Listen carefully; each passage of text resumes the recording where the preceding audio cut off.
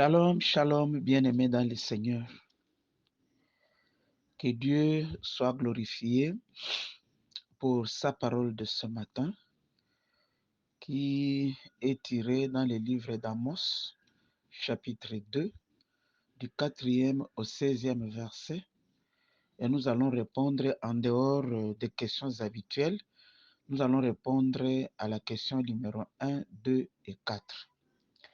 Avant la lecture de la parole de Dieu, nous prions. Nous te bénissons, Éternel, notre Dieu, pour ce matin. Merci pour ta nourriture spirituelle qui nous fait vivre, qui nous donne la paix et la joie que nous n'avons pas trouvée dans ce monde et qui nous édifie. Parle au Seigneur, nous, tes serviteurs et servantes, nous t'écoutons. Au nom de Jésus, Amen. Nous allons lire la parole de Dieu, comme je l'ai dit, dans Amos 2, 4 à 16. Nous lisons. Ainsi parle l'Éternel, à cause des 3 crimes de Juda, même des 4, je ne révoque pas mon arrêt parce qu'ils ont méprisé la loi de l'Éternel et qu'ils n'ont pas gardé ses ordonnances, parce qu'ils ont été égarés par les idoles mensongères après lesquelles leurs pères ont marché.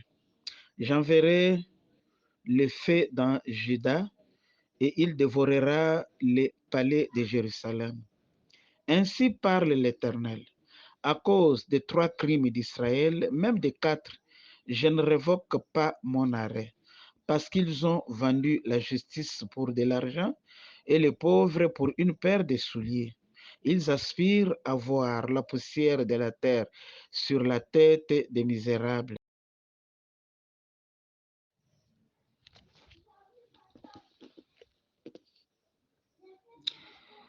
Et ils violent les droits des malheureux.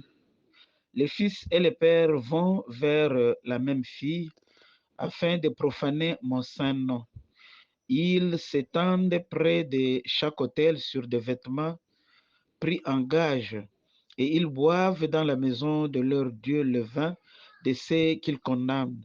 Et pourtant, j'ai détruit devant eux les Amoréens dans la hauteur égalée celle des cèdres et la force celle des chênes. J'ai détruit leurs fruits en haut et leurs racines en bas. Et pourtant, je vous ai fait monter du pays d'Égypte et je vous ai conduit 40 ans dans le désert pour vous mettre en possession du pays des Amoréens. J'ai suscité parmi vos fils des prophètes et parmi vos jeunes hommes des Nazaréens. N'en est-il pas ainsi, enfants d'Israël? Dit l'Éternel, je vous avais fait boire du vin aux Nazaréens et aux prophètes, vous avez donné cet ordre. Ne prophétisez pas. Voici, je vous écraserai comme foule la terre un chariot chargé de gerbes. Celui qui est agile ne pourra fuir. Celui qui a de la force ne pourra s'en servir. Et l'homme vaillant ne sauvera pas sa vie. Celui qui manie l'arc ne résistera pas. Celui qui a les pieds légers n'échappera pas. Et le cavalier ne sauvera pas sa vie. Le plus courageux des guerriers s'enfuira nu dans ces jours-là, dit l'Éternel. C'est la parole de Dieu que nous avons lue et nous allons répondre aux 4 questions. La première, c'est de quoi ou de qui parle ces versets?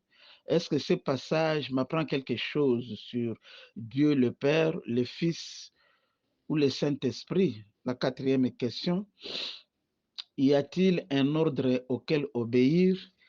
Et nous répondrons aussi aux questions habituelles.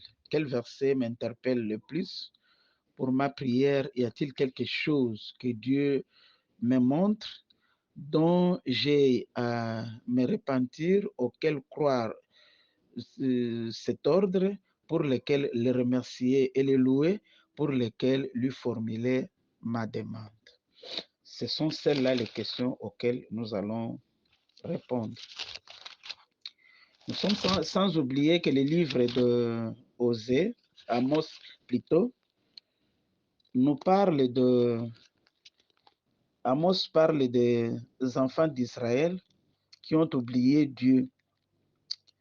Les gens qui étaient riches ne rêvaient que d'amasser davantage les richesses, et souvent aux dépens des faibles, les veuves, les pauvres, les esclaves. Pire encore, les Hébreux prophètes, juges et politiciens hébreux pensaient que Dieu leur avait donné leur style de vie luxueux simplement parce qu'ils étaient son peuple et qu'ils accomplissaient des vains rites. Le temps d'Amos ressemble au nôtre. Hein? Les livres d'Amos nous rappellent aussi que Dieu n'est nullement impressionné par notre piété extérieure, par le simple fait que nous allions à l'église, rendions grâce avant les repas, patati patata. Le véritable disciple de Christ prend soin des autres. Il ou elle est honnête aux affaires, ouvre sa porte aux sans-abri et défend la cause de ceux qui sont incapables.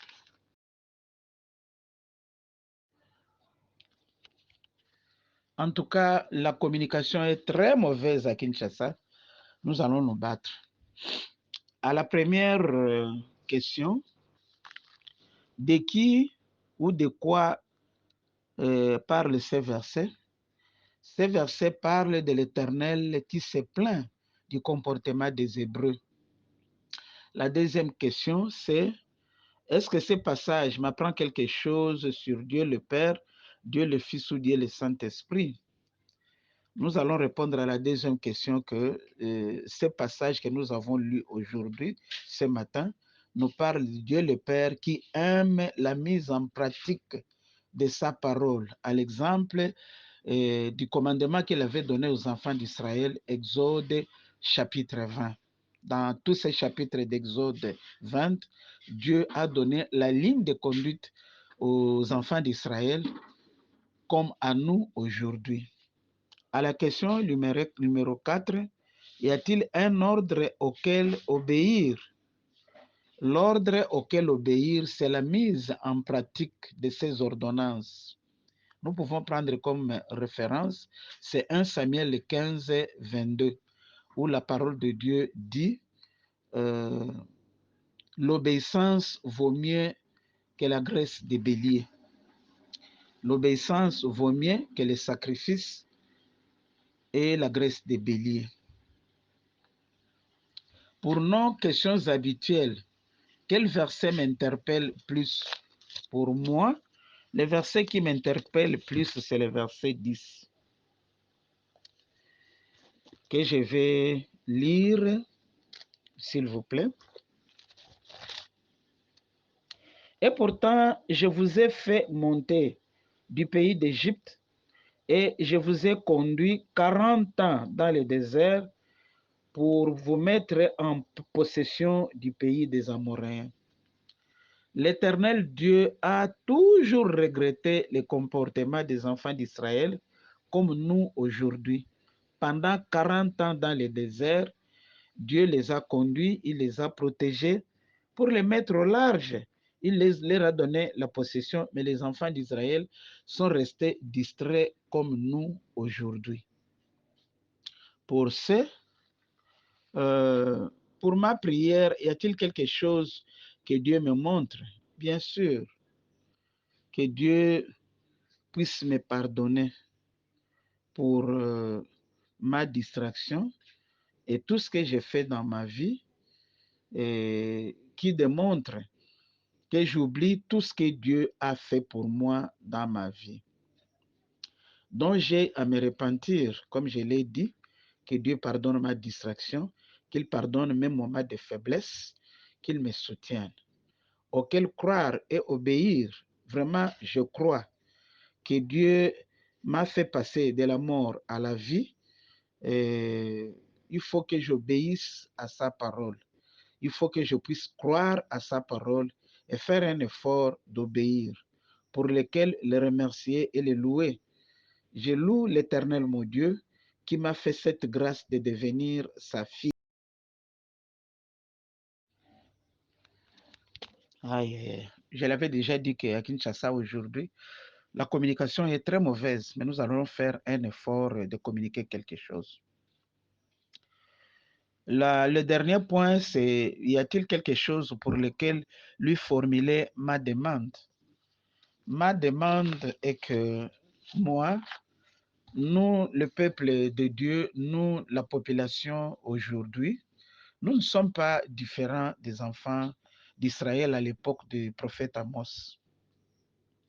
Mais ma demande est que pour moi, que Dieu puisse me garder fidèle à lui, pour le servir, marcher dans ses préceptes, lui obéir et faire son œuvre, la mission que Christ m'a confiée, Matthieu 28, de 19 à 20, par sa force, le Saint-Esprit aidant. Merci beaucoup, bien-aimé dans le Seigneur. Bien que la communication est très mauvaise, j'ai essayé d'épingler quelque chose pour que nous puissions être nourris ce matin. Que Dieu vous bénisse. C'est Pasteur Fifi à Kinshasa. Merci beaucoup. Que Dieu vous bénisse.